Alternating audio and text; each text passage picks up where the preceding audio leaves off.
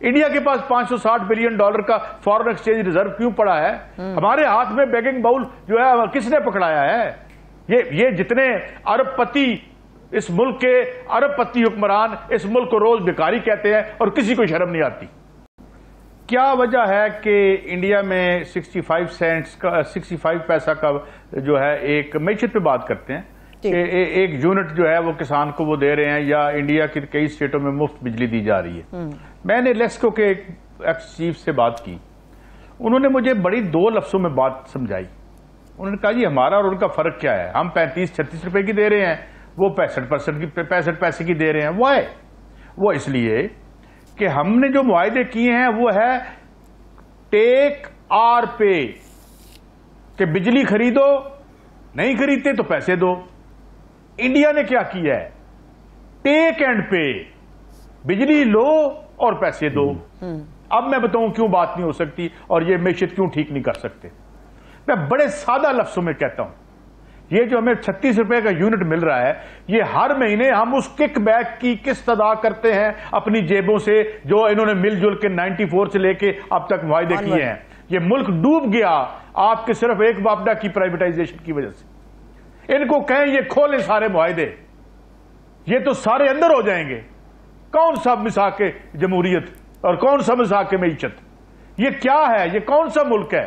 अभी नेपरा ने कहा कि जी ये हम जो है वो नहीं रिवर्स मीटर लगा सकते, इसका ये जो आपकी आसमानी कौन सी बिजली है, ये जो शमसी है। पता किया मैंने यार, क्यों नहीं? उन्होंने कहा जनाब कैपेसिटी पेमेंट है, बिजली है सोलर, और हमने महंगी खरीदी हुई है, उसके पैसे देने हैं हमने। हम हर घर को कैसे अलाउ कर दें कि तुम अपनी बिजली बना लो? हमने इन कार्टेल को नोटों के टोकरे रोज देने होते हैं। According to the World Bank हमारे $45 बिलियन डकैती हुई, उनकी वेबसाइट पे प्रेस रिलीज लगी हुई है। मेरे ख्याल में it is a serious understatement. ये 150 से 200 बिलियन डॉलर का डाका हुआ है जिसने इस मुल्क को खोखला कर दिया है 94 से लेके अब तक। और इनसे ठीक करवाओगे आप? इनसे मिसाके मैशत करवाओगे? Double game. अब दोनों तीनों पार्टियों से इकट्ठे पैसे ले लेते हैं, चाइना से भी ले लेते हैं, अमेरिका से भी ले लेते हैं, आप इधर उधर से भी ले लेते हैं। आप you are very famous. Osama bin Laden के बाद दुनिया ने आपके ऊपर दोबारा एतबार नहीं किया। ये और बात है, उसके बाद और कई लोग यहाँ से निकल आए। लेकिन सर साथ साथ ये भी है कि अब आप क्या देख रहे हैं कि जो एक के बाद एक ऑडियो लीक्स आती चली जा रही है, इससे क्या मजीद नुकसान हो सकता है, खासतौर पे पाकिस्तान को भी और इन पॉलिटिकल पार्टीज को भी? क्योंकि इमरान खान की भी आ चुकी है आज एक। नहीं, उसमें ये है इमरान खान साहब की तो खैर नहीं, लेकिन आज मैं वो सारी उस पर भी बात हुई है। खान साहब ने बल्कि आज स्टेटमेंट भी दी है।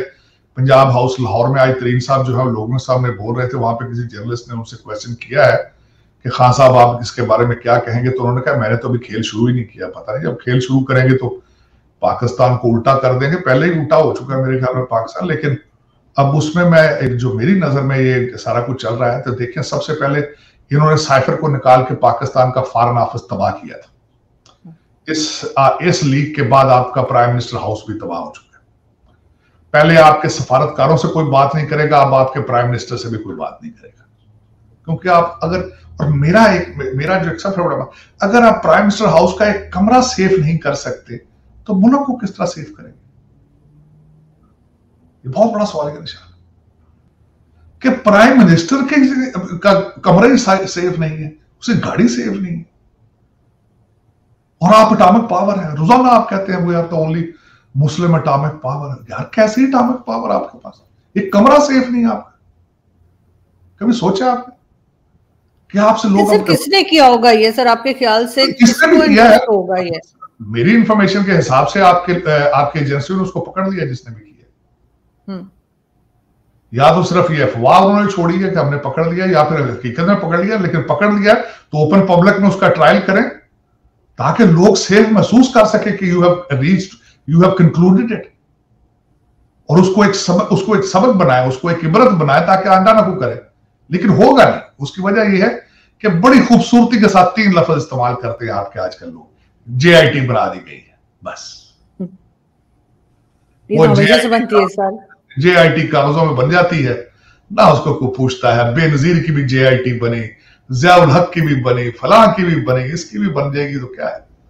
लेकिन ये कि आप हैसियत जिंदा कौम आप मुझे जिंदा नजर नहीं आते आप एज ए कौम, और आप कौम की डेफिनेशन में भी नहीं आते, क्योंकि आपके ना रेट ऑफ गवर्नमेंट है, ना आपकी बाउंड्रीज है, ना सॉवरेंटी है, और ना आपको सेल्फ रिस्पेक्ट है। शराफत और किरदार साजी आपने छोड़ दी है।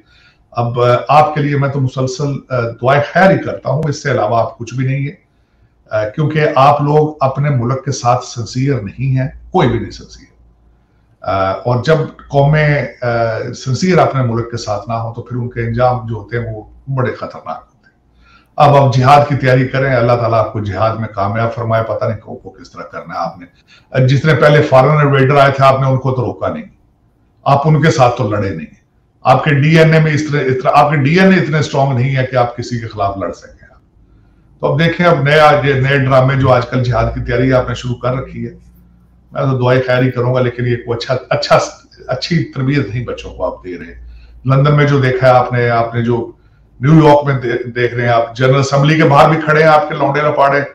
मरियम औरंगजेब को भी पड़ गई वहां पे वो औरतें, कितनी फारग है, और 10-10 साल की सजा सऊदी अरेबिया में हो चुकी है। तो ये आपका, और गवर्नमेंट कॉलेज में लाहौर में अब आप स्कॉलर नहीं पैदा करेंगे, वहां से यही पैदा होगा जो हुआ है यहाँ लंदन में, यही कुछ पैदा होगा। इलामा इकबाल की इंस्टीट्यूशन भी आपने उसको भी मैला करके रख दिया, उस पर भी गंद मल दिया आपने। उस पर सफाइयां हो रही हैं। हमारे कई एंकर कहते हैं जी इन सियासतदानों को जाना चाहिए, लेकिन सियासतदानों को एक पहले देख के भेजें कि वहां पे बात क्या करेंगे। एस्टेब्लिशमेंट को गालियां निकाली गई उस इंस्टीट्यूशन में। बिल्कुल, मैं कंडेम करता हूं। खान साहब ने वहां फिर साइफर की बात की, फिर उन्होंने आज खान साहब ने फिर चैलेंज किया ये कि नामालूम लोगों को पढ़ जाओ, तुम टाइम आ चुका है, पढ़ जाओ, मैं विकेट इनकी उड़ा दूंगा। और यार खुदा का खौफ करो। कल बलोचिस्तान में एक और हेलीकॉप्टर गिरा, 6 उसमें फौजी हमारे शहीद हुए जो मदद कर रहे थे। तुम तो बनी गाला के एयर कंडीशन कमरों में बैठे हो, वो फौजी मर रहे हैं पाकिस्तान के लिए, आज नहीं। अच्छे होंगे बुरे होंगे जिस तरह भी होंगे, कौम के लिए हमेशा वही निकलते। जब आपकी एस्टेब्लिशमेंट या फौज नहीं सेफ रहेगी, ये मुल्क आपका एग्जिस्ट ही करेगा, मैं आपको बता रहा हूं। सर वैसे उस ऑडियो लीक में उन्होंने ये कहा है कि किसी का नाम नहीं लेंगे, हम जो है वो खेलते रहेंगे, हम उसमें इस किस्म की बातें की हैं कि जिससे ये लग रहा है कि खान साहब खुल के नाम भी नहीं लेंगे आप एस्टेब्लिशमेंट का या किसी का, लेकिन पीछे भी नहीं हटेंगे। ले रहे नाम, लोगों को सबको पता है, जिनका वो जहां वो मैसेज भेजते हैं लोगों को बताना चाहते हैं, लोग समझ जाते हैं। वो तो कहते हैं उन्होंने उनको कहा, तो यहां से भी पता चल जाता है किसकी बात कर रहे हैं। ये कौन सी ढकी छुपी बात। आज उन्होंने नया लफ्ज निकाल दिया, नामालूम लोगों को हम आगे से मारेंगे। कहते जी हमारी तनख्वाह में पलते हैं नामालूम लोग, कि खुदा का नाम लो यार। वो आगे इस बुरे तरीके से, दिस इज कॉल्ड